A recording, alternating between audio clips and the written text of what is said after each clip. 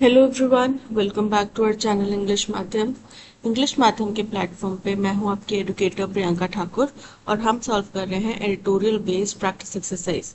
Start करते हैं आज का session with thought of the day, that is live the life you love और love the life you live. यानी कि या तो जो आपको जीवन पसंद है आप उसके लिए प्रयत्न करो, मेहनत करो, हार्डवर्क करो, ठीक है, डेडिकेशन के साथ में एफर्ट्स लगेंगे। और अगर ये सब करना मुश्किल लगता है तो जो जीवन आपका है उसी को एक्सेप्ट करो और उसको खुशी से जियो, ठीक है। क्योंकि हार आपने मानी है तो किसी और को ब्लेम करने का अधिकार आपके पास नहीं, क्योंकि you are the one to be blamed for what you are living today.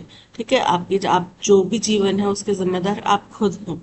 और जिस दिन आपको ये बात समझ में आ गई ना कि आपको खुद की रिस्पॉन्सिबिलिटी लेनी होगी अपने डिसीजंस के, अपने कॉन्सिक्वेंसेस जिनमें भी आप हैं, अपने सिनारियोज जो भी आप जी रहे हैं, इन सब के जिम्मेदार सिर्फ और सिर्फ आप हैं, कोई दूसरा नहीं। उस दिन आप उनको चेंज करने का भी दम रखोगे। ठीक है, चलिए स्टार्ट करते हैं reading comprehension and practice exercise for SSC CGL 2024। The commissioning का मतलब होता है किसी चीज को यूज करना। तो किसकी कमीशनिंग हुई? आईएनएस अरिघाट। अरिघाट की यूज हुई इंडियन नेवल शिप। आईएनएस मतलब Indian naval ship, India second nuclear power ballistic missile submarine.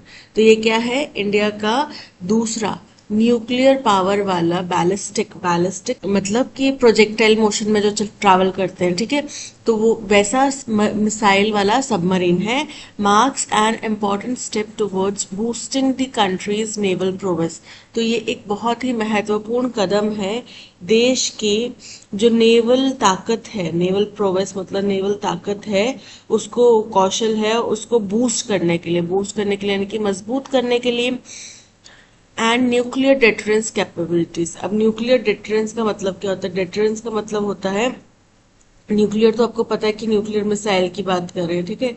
Deterrence का मतलब होता है कि किसी चीज का निवारण, किसी चीज को डिस्करेजमेंट, तो दूसरे देशों को हमारे ऊपर न्यूक्लियर अटैक करने से रोकना, वो क्षमता हो गया न्यूक्लियर डिटरेंस कैपेबिलिटीज।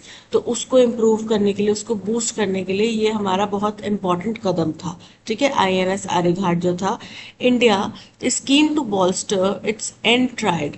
हिंदुस्तान बहुत ही जिज्ञासु है, बहुत ही उत्सुक है, कीन है किस चीज को? बॉल्स्टर करने के लिए। बॉल्स्टर करना मतलब मजबूत करना। क्या मजबूत करना? N triad. एन मतलब न्यूक्लियर, ट्राइड मतलब तिकड़ी। Comprising weapons on land in the air and at sea. यानी कि तिकड़ी कौन होगी? थल, जल और वायु, राइट। थल सेना में भी न्यूक्लियर, थल के में भी हमारे पास न्यूक्लियर वेपन्स हैं, वायु में भी हैं। अब सी में हमने सबमरीन्स में और ज्यादा इम्प्लीमेंट करके इसको और मजबूत कर लिया है। This is understandable as China has modernized its nuclear program in recent year.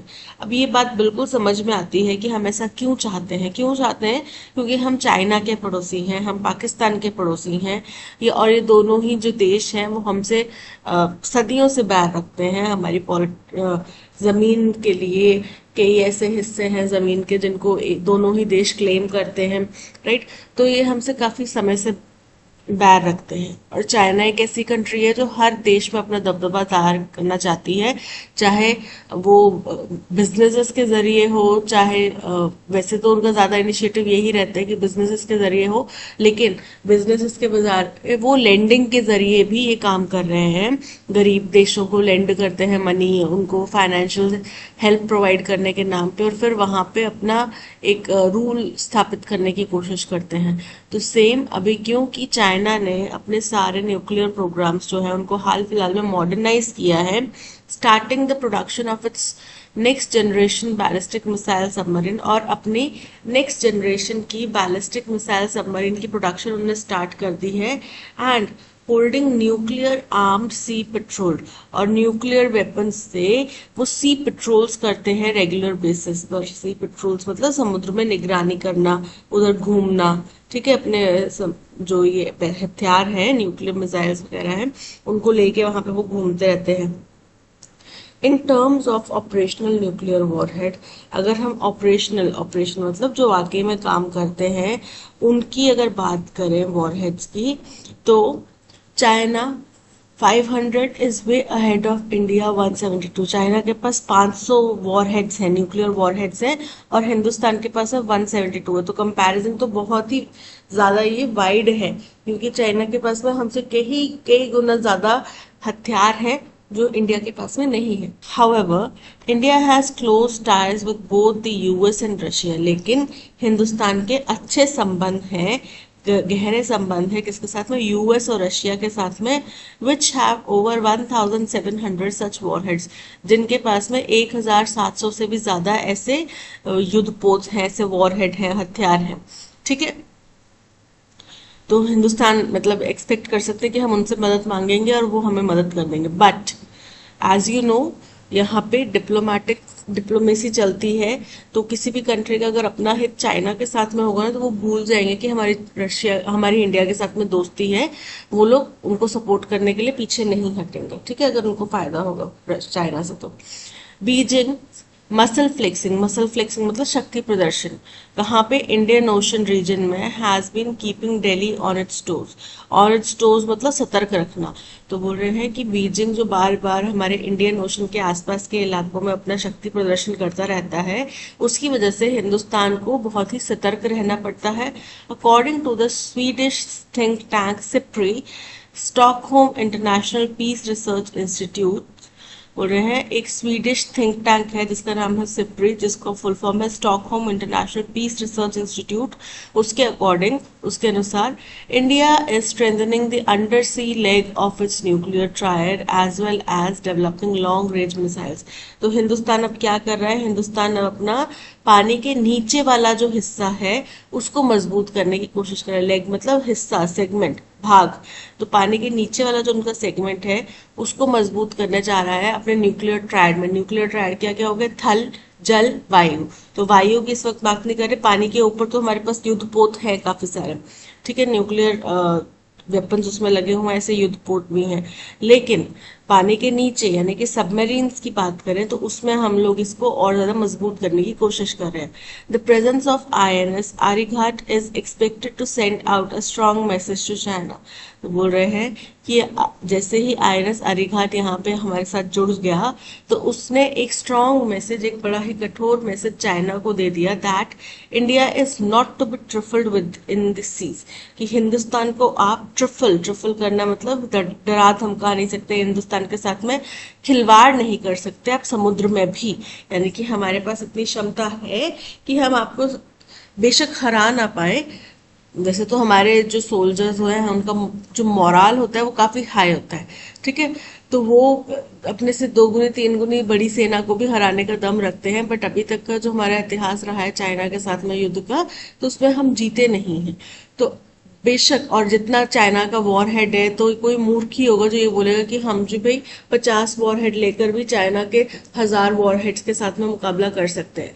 ठीक है, तो ये कहना मुश्किल है, लेकिन इतनी श्योरिटी है कि हम आपको उस मुकाम तक जरूर पहुंचा देंगे। किसी भी ऐसे अगर स्थिति होती है तो उस मुकाम हमारी सेना आपको पहुंचाने का दम रखती है कि आप खुद थक जाए, निराश हो जाए। ठीक है, तो आप हमारे साथ खिलवाड़ नहीं कर सकते समुद्र में भी। थल जल में तो, थल और वायु में तो हमारे पास है प्रॉपर एक्सपीरियंस और प्रॉपर चीजें। अब हम अपने समुद्री जो सीमाएं हैं उनको भी मजबूत कर रहे हैं, उस दायरे को भी हम मजबूत कर रहे हैं, जिससे कि चाइना को स्ट्रांग मैसेज आता है कि don't try to play with us, we are not a weak competitor. ठीक है, हम वो भारत नहीं रह गए जिसको आपने आजादी के तुरंत बाद अटैक किया था। ठीक है, हम वो भारत नहीं रह गए। It is commendable that the submarine has indigenous systems। तो ये बड़ा ही अच्छी बात है, प्रशंसनीय बात है। कमेंडेबल मतलब प्रशंसनीय बात है कि इस सबमरीन में इंडिजिनस मतलब स्वदेश में बने हुए स्वदेशी सिस्टम्स हैं and equipments which were कंसेप्चुअलाइज्ड, designed, manufactured and integrated by Indian scientist. और ऐसा नहीं है कि हमने आइडिया कहीं और से उठा लिया या हमने कोई टेक्नोलॉजी कहीं और से ले ली, ऐसा नहीं है। इनका आइडिया तक तक भी हिंदुस्तान में हुआ है उत्पन्न। डिजाइनिंग, मैन्युफैक्चरिंग सब कुछ इंडियन साइंटिस्ट द्वारा किया गया है, इंडियन इंडस्ट्री में किया गया है और नेवी की प्रेजेंस में नेवल पर्सनल्स के द्वारा किया गया है। This underscores the significance of atmanirbharta, self reliance in the defence sector for a country which remains the biggest arm importer in the world. तो बोल रहे हैं कि ये जो है ये रेखांकित करता है आत्मनिर्भरता का जो तर्क है, आत्मनिर्भरता का जो कंसेप्ट है, उसको यहाँ पे उसको हाईलाइट किया जाता है। वो कितना जरूरी है इस बात को हाईलाइट किया जाता है किसमें, डिफेंस सेक्टर में, और वो भी एक ऐसे देश के लिए जो दुनिया का सबसे बड़ा आर्म्स मतलब हथियारों का इम्पोर्टर है। उस देश के लिए ये आत्मनिर्भरता जो है वो बहुत जरूरी है। देखो क्या होता है, हम इतने करोड़ों मिलियंस और बिलियंस में हम पैसे देते हैं बाहरी कंपनीज को, क्योंकि बाहर के देशों में कोई सरकारी संस्थाएं नहीं बना रही हैं, वहां की प्राइवेट कंपनीज इन चीजों को बना रही हैं, आर्म्स एंड एमिनिशंस को बना रही हैं।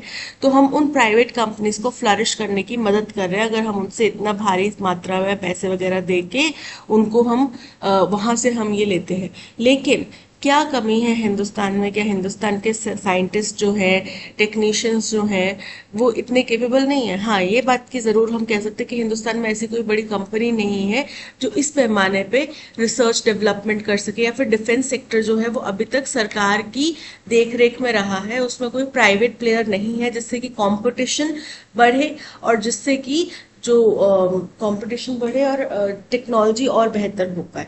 ठीक है, ऐसा नहीं था। लेकिन अब ये आत्मनिर्भरता के कंसेप्ट से हम इसको भी करने का प्रयास कर रहे हैं, जिससे कि इंडिया जो कि दुनिया का सबसे बड़ा आर्म्स इंपोर्टर है, उसके खुद के देश के लिए क्या हो सकता है, एम्प्लॉयमेंट जनरेट हो सकता है, पैसा हमारा देश का हमारे देश के अंदर रहेगा, राइट? तो उसको हम अपने देश में और बेहतरी के लिए इस्तेमाल कर सकते हैं।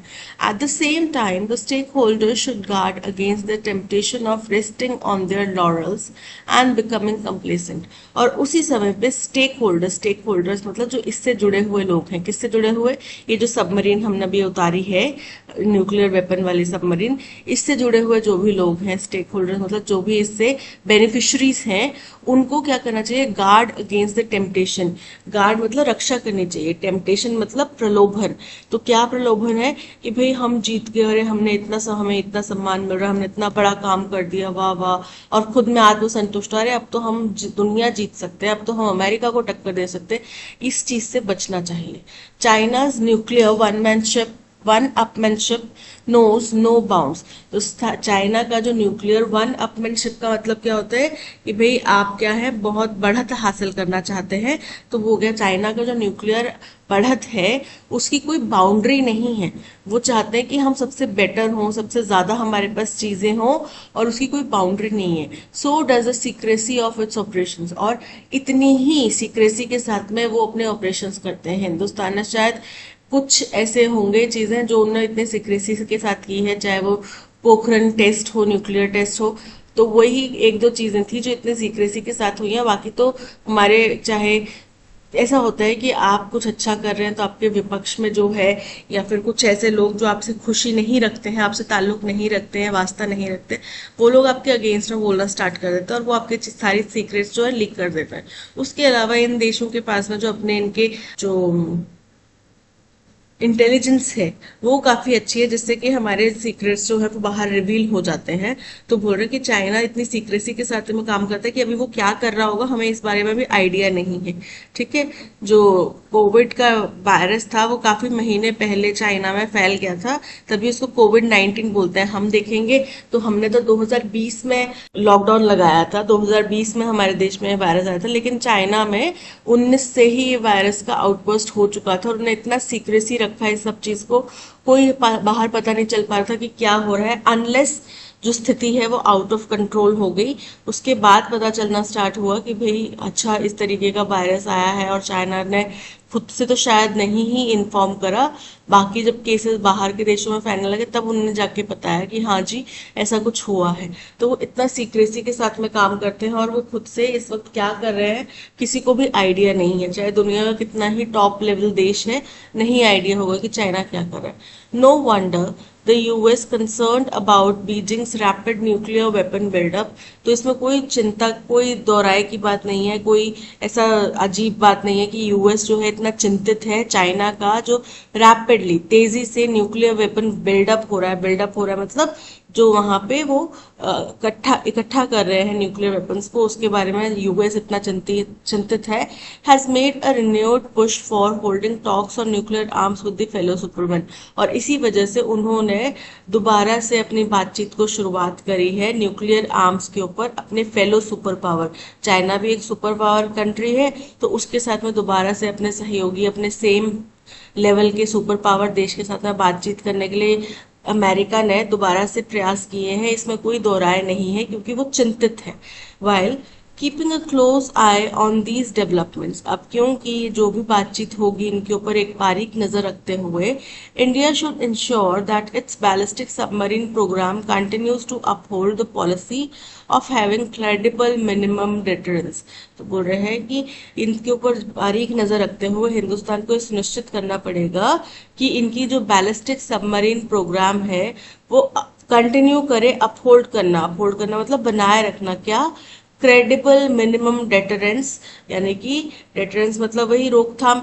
तो उनके पास में इतने पर्याप्त मात्रा में हथियार होने चाहिए कि वो दूसरे किसी भी जगह से अगर कोई अटैक होता है तो उसको हम रोकने की क्षमता रख सके, in sync with its no first use commitment. वहीं हिंदुस्तान ने हमेशा से ये अपना वादा किया हुआ है, ये चीज बोली है कि हम, जब पोखरण टेस्ट हुआ था तब भी अटल जी ने बोला था कि हम शांति प्रिय देश है, हम पहले अटैक नहीं करेंगे, हम इसका इस्तेमाल पहले नहीं करेंगे, लेकिन हम इसको इसलिए टेस्ट कर रहे हैं, हमें इसलिए चाहते हैं ये हथियार रखना कि अगर कोई पहल करे तो हम मुंह तोड़ जवाब दे सकें। राइट, तो यही हमारा हमेशा से कमिटमेंट रहा है। इसके ऊपर अभी तक हम लोग बिल्कुल खरे उतरे हैं और आगे भी हम कोशिश करेंगे। हम कोशिश नहीं, हम पूरा इसके ऊपर कायम रहेंगे कि हम फर्स्ट यूज ना करें, हम पहले प्रहार ना करें। लेकिन अगर कोई हमारे ऊपर प्रहार करता है, हमारी सोवरेनिटी, हमारी इंटीग्रिटी को आहत करता है, तो हम उसको मुंहतोड़ जवाब दे सके। ठीक है, तो ये इतना हमारे पास में न्यूक्लियर वॉरहेड होना चाहिए, इतना हमारे पास में ये वेपन्स होने चाहिए कि अगर कोई हमारे ऊपर अटैक करे तो हम उसको मुंहतोड़ जवाब दे सकें। तो ये था पैसेज, आई होप आपको समझ में आया होगा। हिंदुस्तान में एक न्यू सबमरीन आईएनएस आर्यघाट जो है उसको कमीशन किया गया है। जब भी ऐसे कुछ व्हीकल्स होते हैं उनको यूज किया जाता है, उनको इंक्लूड किया जाता है, तो उसको कमीशनिंग बोला जाता है। तो उसको हमारे बेड़े में शामिल किया गया है और इसके बेनिफिट्स बताए गए, इसमें क्या क्या फीचर्स हैं और किस तरीके से ये हिंदुस्तान के लिए एक आत्मनिर्भरता का जो कैंपेन चल रहा है, आत्मनिर्भर भारत, उसी का हिस्सा होते हुए हिंदुस्तान के लिए एक बहुत बड़ी खबर है और बहुत बड़ी जीत है। क्योंकि इसका हर एक पार्ट जो है, चाहे वो डिजाइनिंग हो, कमीशनिंग हो, हर चीज का लेके आइडिया का जो उत्सर्जन है वहां से लेके इसके फाइनल प्रोडक्ट तक, सारी जो चीजें हैं वो हिंदुस्तान में हिंदुस्तानी साइंटिस्ट द्वारा की गई हैं, हिंदुस्तानी नेवल ऑफिसर्स द्वारा की गई हैं, नेवल पर्सनल द्वारा की गई हैं। तो ये काफी अच्छी एक बात है। और क्यों ये जरूरी है कि हिंदुस्तान इतने ज्यादा हथियार बाहर से खरीदता है और क्यों जरूरी है हमें अपनी न्यूक्लियर क्षमता को बढ़ाना, वो क्यों जरूरी है, ये सारी बातें हमने डिस्कस करी। क्यों जरूरी है? क्योंकि चाइना हमारा पड़ोसी है और जब आपके पड़ोसी ऐसे आक्रामक हो तो आपको भी थोड़ा बहुत ना अपनी शांति को साइड में रख के अपने उस हमले के लिए, उस अटैक के लिए, कि जब सामने वाला आपके ऊपर अटैक करेगा उसके लिए आपको तैयार रहना पड़ता है। ये इन जनरल भी बात है। हमेशा एक गाल पे थप्पड़ पड़े दूसरा गाल आगे करने से बातें नहीं बनती। ये देश का सवाल है। अगर हमारे देश के एक हिस्से पे अटैक करा, हम दूसरे हिस्से पे बोलते हैं जी अब आप यहाँ पे अटैक कर दो, तो वो हमारे देश के लोगों का अपमान और उनकी जान को खतरे वाली बात होगी। तो इसलिए अब सिनेरियो ऐसा है कि अब आप हमारे एक गाल पे थप्पड़ मारोगे तो हम तुम्हारे भी दूसरे गाल पे थप्पड़ मार सकते हैं। ये स्थिति हमें करनी पड़ेगी। ठीक है, what is the tone of the line? The presence of INS Arighat is expected to send out a strong message to China that India is not to be trifled with its within the sea. तो इससे क्या message जाता है? इससे बहुत ही एक strong message जाता है। दैट मीन्स फर्स्ट है एग्रेसिव, तो आक्रामक तो नहीं है। उन्होंने ये तो नहीं बोला कि अब तुम हमसे बच के रहो, हमारे पास लाल बटन है, हम तुम्हें तबाह कर देंगे, ऐसा तो नहीं बोला।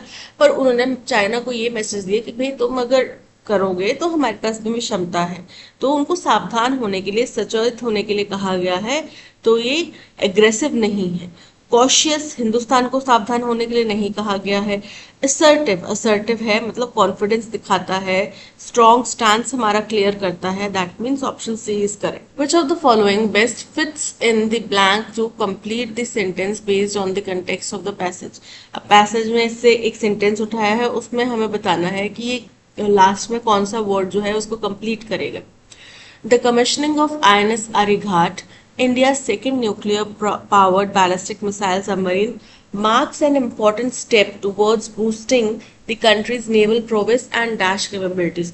तो हमारी नेवल प्रोवेस, जो नेवल क्षमता है, ताकत है, उसको तो हमने इम्प्रूव करा ही है, बूस्ट करा ही है। साथ ही साथ हमारी डिप्लोमेटिक कैपेबिलिटीज को बूस्ट करा है नहीं, इकोनॉमिक कैपेबिलिटीज को बूस्ट करा है नहीं, एजुकेशनल कैपेबिलिटीज को बूस्ट नहीं करा है।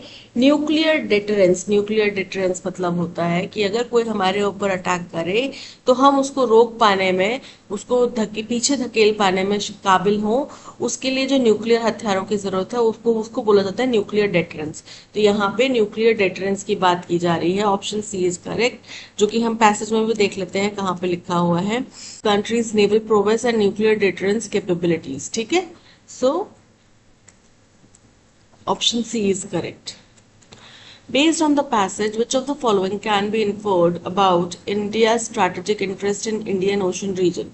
बोल रहे हिंदुस्तान का जो स्ट्रैटेजिक इंटरेस्ट है, स्ट्रैटेजिक यानी कि कूटनीतिक जो इंटरेस्ट है इंडियन ओशन में, उसके बारे में हम क्या समझ पाते हैं इस पैसेज से।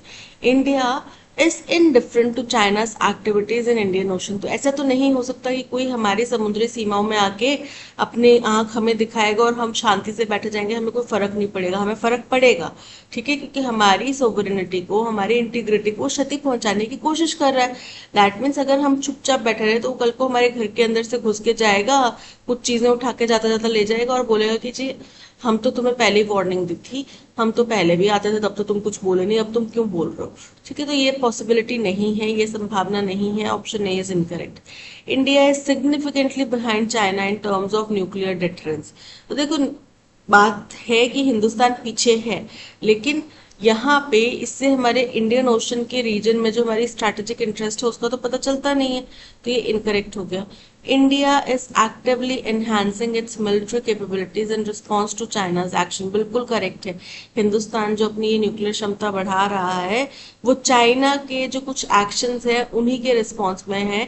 अदरवाइज हमारा हमेशा से ये रहा है उद्देश्य कि हम युद्ध पहले नहीं करेंगे, हम अटैक पहले नहीं करेंगे। बट जाहिर सी बात है, हम शांत हैं, चुप हैं, तो हम मूर्ख नहीं हैं। हम ये तो नहीं होने दे सकते ना कि कोई अटैक करेगा हमारे ऊपर, हम बोलेंगे आओ जी ले जाओ, आपका ही घर है, अपने ही घर समझो, जो आपका दिल करे वो उठा के ले जाओ। ऐसा तो नहीं होने दे सकते। So option C is correct.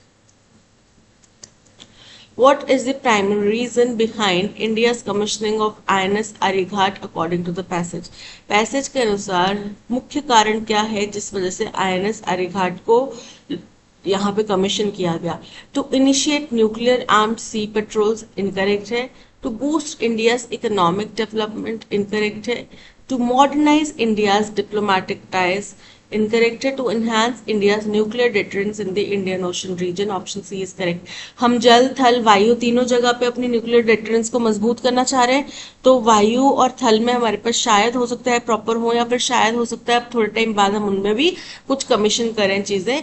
But इस वक्त हमारा ध्यान है, फोकस है समुद्र के अंदर, क्योंकि चाइना जो है इंडियन ओशन में हस्तक्षेप करने की कोशिश कर रहा है।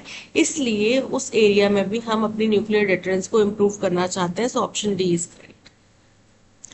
According to the passage, why should India keep a close eye on China's nuclear development? Passage के अनुसार हिंदुस्तान को चाइना की न्यूक्लियर डेवलपमेंट के ऊपर बारीक नजर क्यों बना के रखनी चाहिए? अब देखो, चाइना, यूएस, रशिया, ये सारे हैं न्यूक्लियर वेपन्स के मामले में सुपर पावर कंट्रीज। तो इनके पास में जितने वेपन्स हैं, हम भी एक डेवलपिंग से डेवलप्ड कंट्री की तरफ जाने वाले एक देश हैं। दुनिया की 5वीं सबसे बड़ी इकोनॉमी है, जाहिर सी बात है। और हमारे पड़ोसी ऐसे हैं जिनके पास में इतने न्यूक्लियर हथियार हैं, तो हमें भी थोड़ा खतरा है उनके न्यूक्लियर अटैक से, न्यूक्लियर हथियारों से। तो हमें भी अपनी क्षमता उतनी बढ़ानी पड़ेगी कि इन केस अगर ऐसा फेस ऑफ हो जाता है इंडिया और चाइना के बीच में, तो हमारे पास में इतनी क्षमता होनी चाहिए कि हम उनको पीछे धकेल सकें, हम उनको थोड़ा सा कमजोर तो एटलीस्ट कर ही सकें। To establish a strategic partnership with China incorrect है। To ensure that India does not fall behind in nuclear arms race, option B is correct. This summer has been unlike any other, यानी कि ये जो गर्मियां हैं वो किसी भी और गर्मी के समान नहीं है। The dash heat intensifies with each passing day. तो स्कॉर्चिंग हीट हो सकता है, चल चिला देने वाली गर्मी हो सकता है कि वो हर दिन, हर गुजरते दिन के साथ में और ज्यादा इंटेंस होती जा रही है और ज्यादा गंभीर होती जा रही है। And there is no relief in sight, और कोई भी हमें आसपास दूर, मतलब थोड़ी दूरी पर ऐसा कुछ नहीं दिखाई दे रहा कि हाँ जी अब थोड़ा आराम हो जाएगा, एक दो दिन की बात है, थोड़ा आराम हो जाएगा, ऐसा कुछ नहीं दिखाई दे रहा। India is currently dash one of the most intense heat waves in recent history. India is currently facing हो सकता है, स्ट्रगलिंग विद हो सकता है, ग्रैपलिंग विद हो सकता है, ठीक है। तो इंडिया करेंटली जूझ रहा है इनके हाल फिलहाल के इतिहास में जो सबसे गंभीर हीट वेव्स थी उनसे जूझ रहा है, with temperature soaring above 45 degree Celsius in many regions. और कई सारे इलाकों में जो टेम्परेचर है वो 45 डिग्री सेल्सियस से भी ऊपर जा चुका है, ठीक है। This extreme heat is taking a significant toll dash the health of the people, on the health, उनकी सेहत के ऊपर ये टोल ले रहा है, उनकी सेहत के ऊपर ये गंभीरता पैदा कर रहा है, राइट। तो सेहत के लिए गंभीरता पैदा कर रहा है, that means on the health of people, straining health care systems के ऊपर और दबाव डाल रहा है, and prompting urgent government actions to mitigate the crisis, और सरकार को प्रेरित कर रहा है, उनको प्रॉम्प्ट कर रहा है, उनको उकसा रहा है कि भाई आप जल्द से जल्द कुछ एक्शन लीजिए इस गंभीरता को, इस क्राइसिस को मिटिगेट करने के लिए, रोकने के लिए। The immediate health impacts of the heat wave are severe and widespread. जो तुरंत immediate impact होता है, जो इसका direct impact होता है heat wave का, वो बहुत severe है और बहुत ज़्यादा widespread है। widespread मतलब बहुत ज़्यादा फैला हुआ है और बहुत सब गंभीर है। Hospitals across the country are reporting a surge in cases of heat-related illness such as heat exhaustion and heat strokes. दुनिया, देश भर के जितने भी हॉस्पिटल्स हैं वहाँ पे जो हीट से होने वाली परेशानी है, इलनेस है, उसकी वजह से जो केसेस है वो बढ़ गए हैं। और कैसी परेशानी है, जैसे कि हीट एग्जॉशन, आप बाहर गए, आपको चक्कर आ गया, आप गिर गए, हीट स्ट्रोक हो जाना जिसमें कि आपको लू लग जाती है, ठीक है। तो ऐसी चीजें आपको हो गई।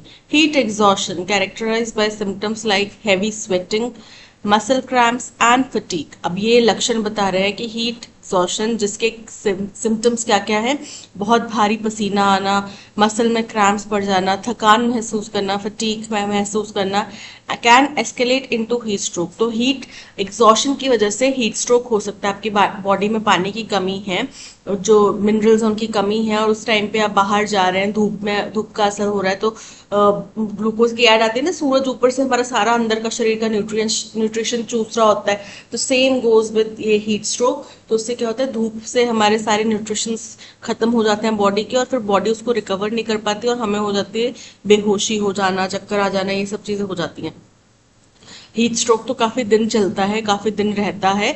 हीट जो एग्जॉस्शन है उससे तो आप चलो घर के अंदर या कहीं छाया में बैठ के थोड़ा राहत पा सकते हैं, लेकिन हीट स्ट्रोक अगर आपको होता है तो उसमें काफी टाइम लग जाता है रिकवरी के लिए। लूज मोशंस, वॉमिटिंग्स, ये सारी चीजें इसमें देखी जाती हैं। Heat stroke is a life-threatening condition that occurs when the body's temperature regulation fails. बोल रहे हीट स्ट्रोक एक जानलेवा कंडीशन है जो कि तब होती है जब बॉडी का टेम्परेचर रेगुलेशन जो है वो फेल हो जाता है, यानी कि हमारी बॉडी के अंदर अपने आप में ये क्षमता होती है कि वो अपने आप को कूल डाउन कर सके। जब हम एक्सरसाइज करते हैं हमें स्वेटिंग आती है तो वो स्वेट क्या करता है, वो एक कूलिंग इफेक्ट देता है, जैसे वो पसीना उड़ता है भाप बन के, तो वो एक कूलिंग इफेक्ट देता है। लेकिन आपकी बॉडी में अप्रोप्रिएट मात्रा में पानी नहीं है, न्यूट्रिएंट्स नहीं है, तो पसीना कैसे निकलेगा, राइट। हैवी स्वेटिंग के जरिए जितनी स्वेटिंग हो रही है वो एकदम से ड्राई अप हो नहीं पा रही, कूलिंग इफेक्ट बॉडी को दे नहीं पा रहा, तो क्या हो गया, बॉडी का टेम्परेचर बहुत ज्यादा बढ़ गया, leading to confusion, unconsciousness and potentially fatal organ damage. बोल रहे हैं जिससे कि कंफ्यूजन होती है, अनकॉन्शियसनेस, बेहोशी आ जाती है, और कई दफा कई ऑर्गन ऐसे होते हैं जो काफी ज्यादा जिनको नुकसान पहुंच जाता है, ठीक है, इररिपेयरेबल डैमेज हो जाता है। Chronic health conditions are also being dash by the extreme heat. तो इससे क्रोनिक हेल्थ कंडीशंस जो होती हैं वो भी प्रभावित हो रही है एक्सट्रीम हीट की वजह से। Individuals with cardiovascular diseases are at increase risk of heart attacks and strokes as the body struggles to cool itself. जो वो लोग जिनको हार्ट कंडीशंस हैं या फिर हार्ट अटैक्स जिनका कभी हो चुका है, वो उनको हार्ट अटैक्स के और ज्यादा खतरे हैं, स्ट्रोक्स के और ज्यादा खतरे हैं, क्योंकि उनकी बॉडी जो है खुद को कूल डाउन करने में स्ट्रगल कर रही है। Leading to higher heart rates and blood pressure, जिसकी वजह से उनका हार्ट बीट बढ़ जाता है, ब्लड प्रेशर हाई हो जाएगा। Respiratory issues are worsening too, सांस लेने वाली जो दिक्कतें हैं लोगों को वो भी और ज्यादा गंभीर हो रही हैं। with higher levels of air pollutants combining with the heat to create dash hazardous environment for those with asthma and other lung conditions। इसमें क्या हो रहा है कि pollutions भी हमारी जगह, हर एक शहर की pollution level जो है वो बहुत ज़्यादा है, तो साथ में क्या हो जा रहा है, हीट है। तो इन दोनों का जो कॉम्बिनेशन है वो इतना डेडली बन जा रहा है, इतना हजार्डस है हमारे एनवायरनमेंट के लिए, और खास तौर के उन लोगों के लिए जिनको सांस लेने की एस्थमा की प्रॉब्लम है या कोई लंग कंडीशन है, उन लोगों के लिए, तो उनके लिए भी स्थिति काफी गंभीर और काफी जानलेवा बनी हुई है। ठीक है, चलिए स्टार्ट करते हैं। द डैश हीट इंटेंसिफाइज, तो रिगार्डलेस मतलब इस किसी चीज के बावजूद, तो किसी चीज के बावजूद हीट इंटेंसिफाई कर रही है, तो हीट तो वैसे ही इंटेंसिफाई कर रही है ना, रिगार्डलेस थोड़ी होएगा। रिलेंटलेस, रिलेंटलेस मतलब बिना रुके, बिना कुछ, बिना रोक टोक वाले, बिना किसी ब्रेक वाली। तो ये हीट जो है रिलेंटलेस है, इसका कोई अंत नहीं है, बिना रुके टुके ये आगे चली जा रही है, बढ़ती जा रही है। एंडलेस, एंडलेस मतलब जिसका अंत नहीं है। आर्मिस्टिक, आर्मिस्टिक मतलब युद्ध विराम। तो यहाँ पे option B relentless is correct. India is currently dash one of the most intense heat waves. Grappling with मतलब जूझना, contrast with मतलब किसी के तुलना में, किसी के विपरीत, associated with किसी से linked, differing from किसी से मतभेद होना, भिन्न होना। तो ऑप्शन ए ग्रैपलिंग मतलब जूझना है। हिंदुस्तान जूझ रहा है सबसे इंटेंस हीट वेव्स, जो कि इनके इतिहास में सबसे इंटेंस हीट वेव्स रहे हैं उससे। This extreme heat is taking a significant toll. ये जो extreme heat है significant toll ले रहा है किसके ऊपर? On. In नहीं आएगा, off नहीं आएगा, by नहीं है, on. Option D is correct. Chronic health conditions are also being dashed by the extreme heat. Affected, affected मतलब प्रभावित होना। Ascript का मतलब होता है किसी चीज को वजह मानना। एक्सेसरबेटेड मतलब और ज्यादा गंभीर स्थिति हो जाना।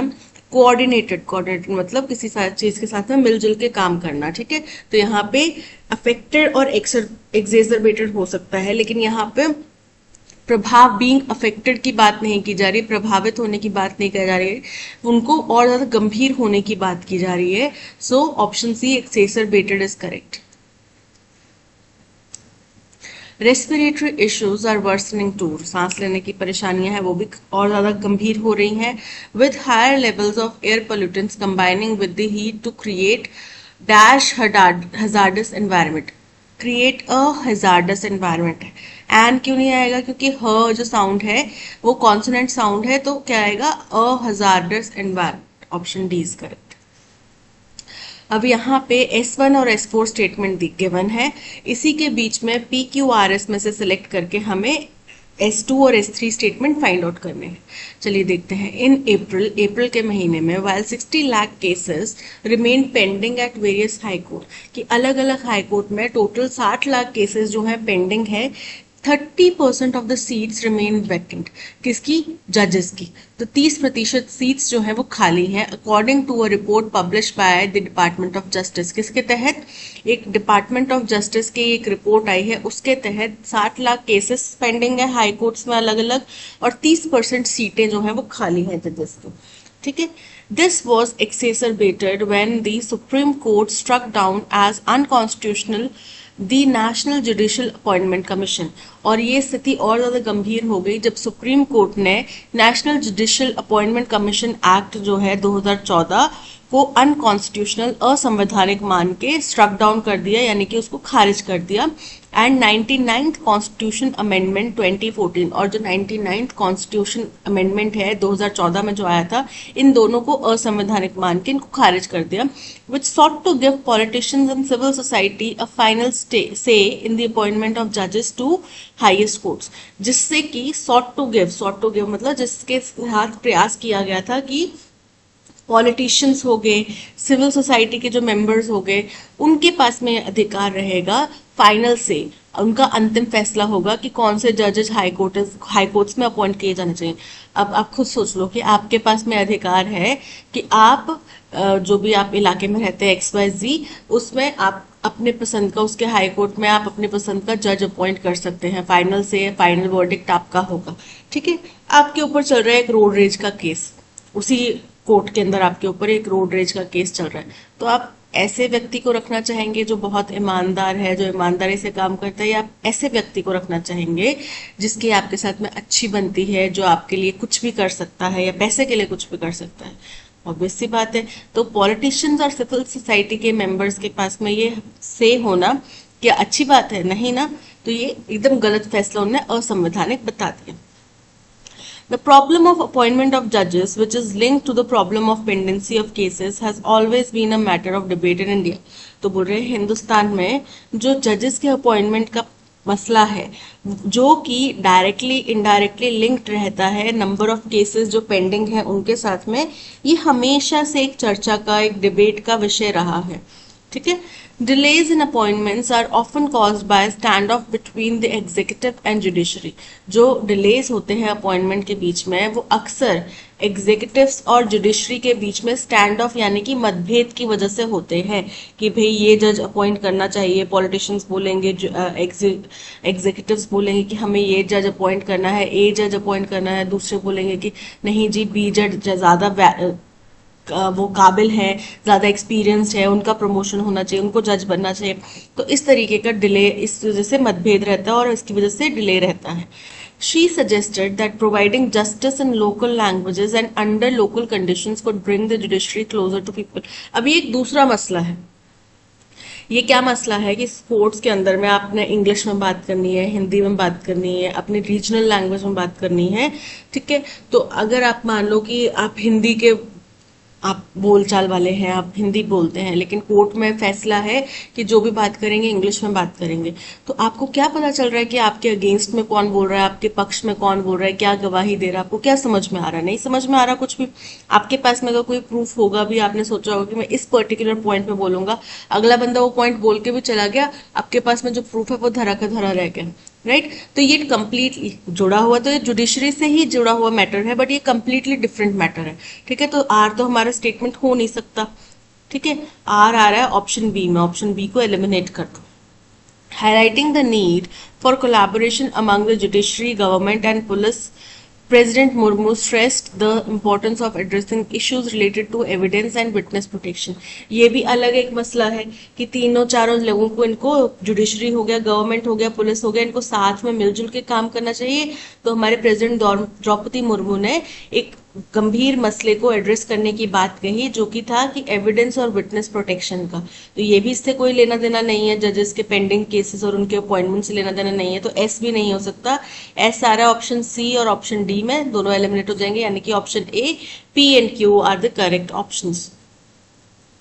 The term germ dash an army of tiny terrors including viruses, fungi, parasites and bacteria बोल रहे हैं। जो शब्द है जर्म, वो रेफर करता है या वो दायरा, उसका दायरे में आता है एक छोटी सी आर्मी होती है, दहशत की आर्मी, जिसके अंदर वायरसेस आते हैं, फंगाई आते हैं, पैरासाइट्स आते हैं, बैक्टीरिया आते हैं।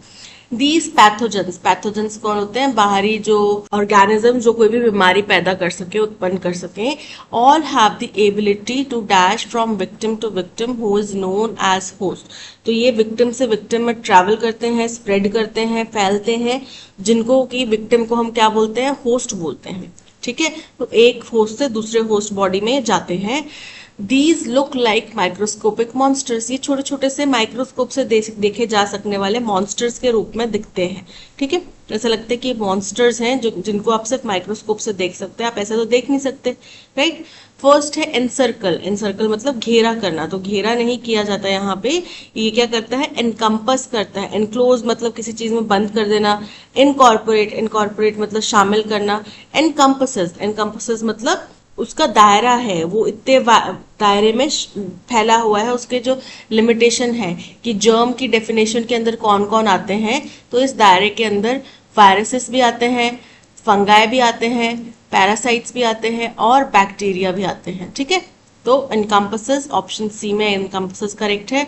फिर उसके बाद में ये इनकी क्षमता है स्ट्रेच फ्रॉम, स्ट्रेच मतलब खिंचाव करना विक्टिम टू विक्टिम में, एक्सटेंड, एक्सटेंड मतलब आगे बढ़ना, ग्रो, ग्रो मतलब ग्रोथ होना, स्प्रेड मतलब एक विक्टिम से दूसरे विक्टिम में फैलना। So option C is correct.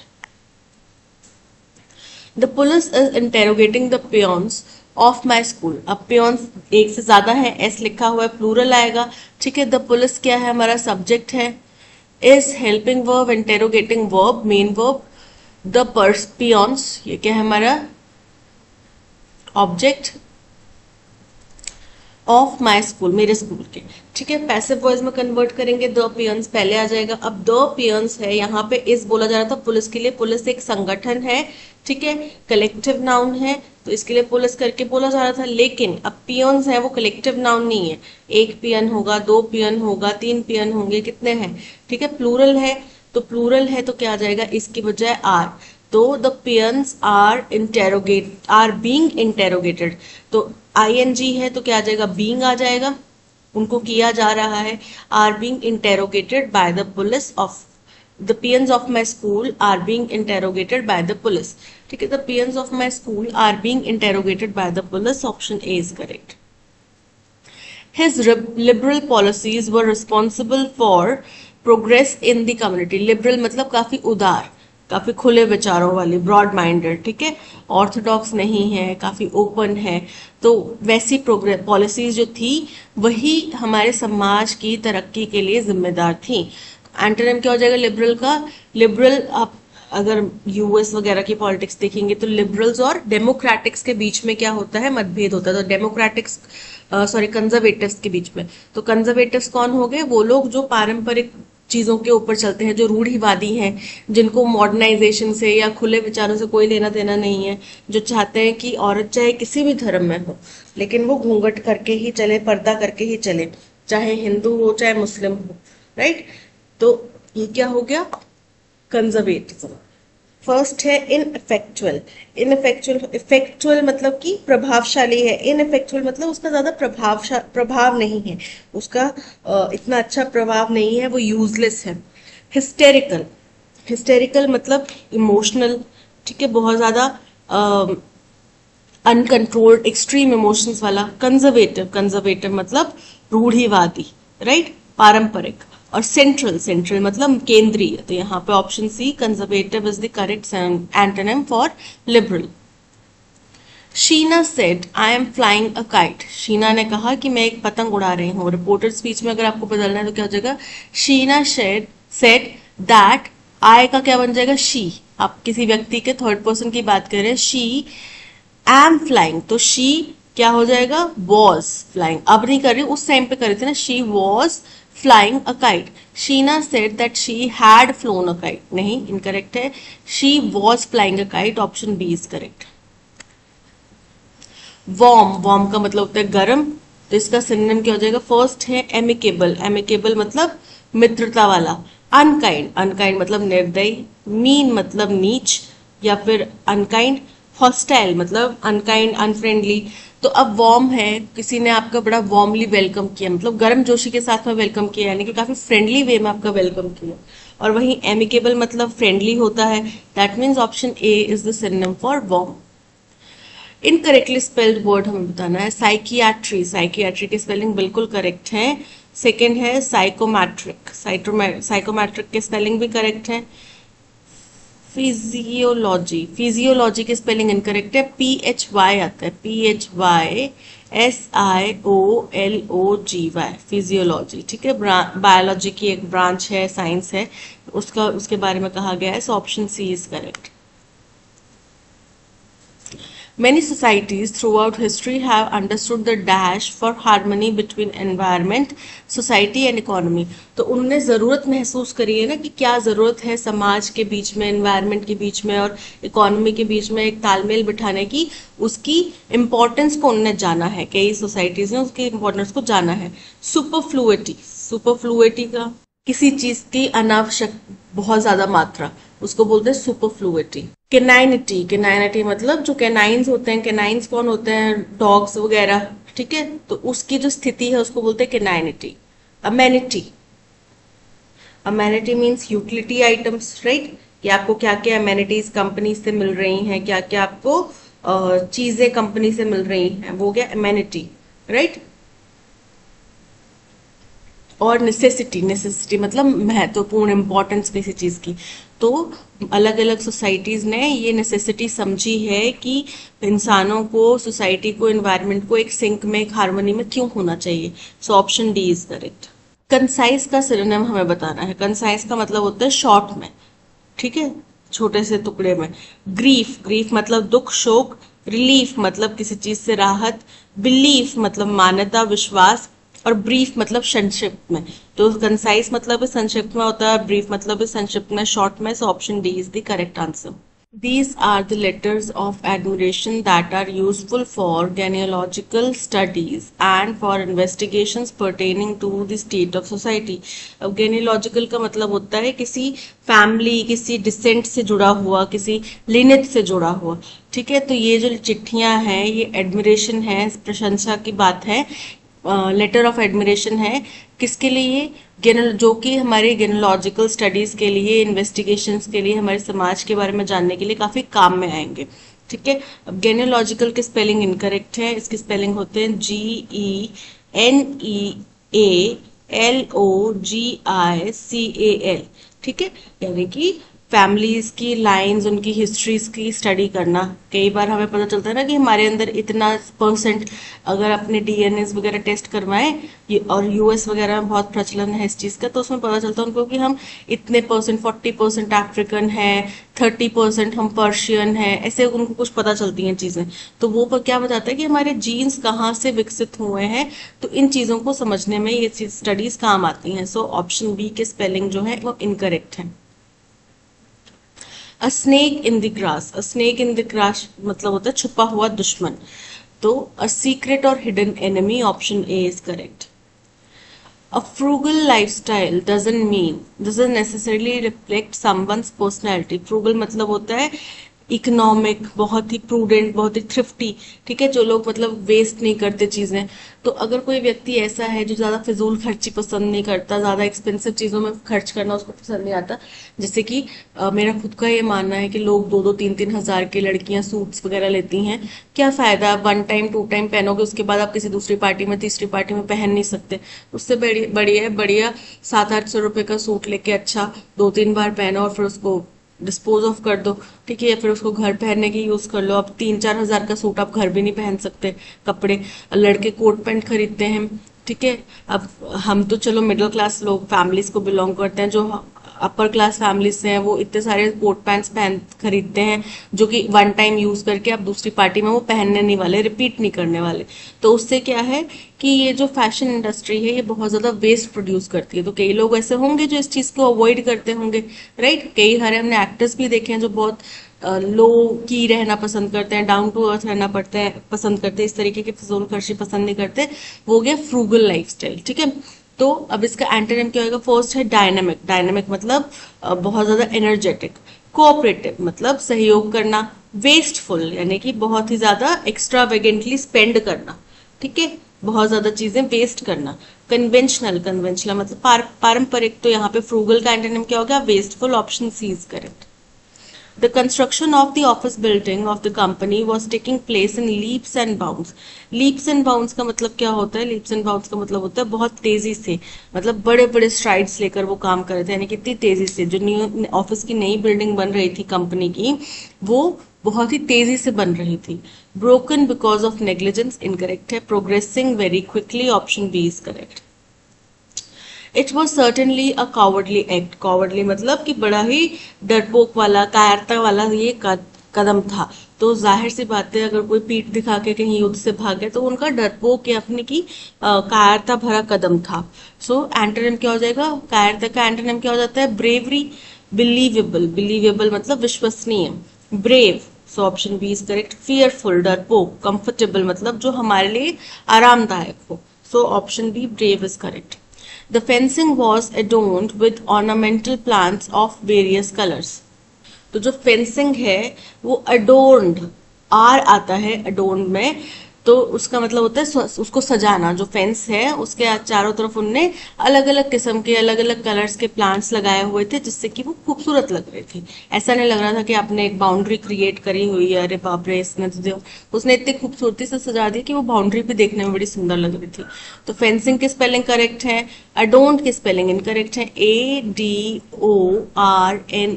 Adorned. So option C is correct. That's all, आज के सेशन में इतना ही। Thank you so much for watching. अगर आपको कंटेंट पसंद आया हो तो लाइक, शेयर और सब्सक्राइब जरूर कीजिएगा। मिलते हैं नेक्स्ट सेशन में। Till then keep learning and keep practising. Bye bye.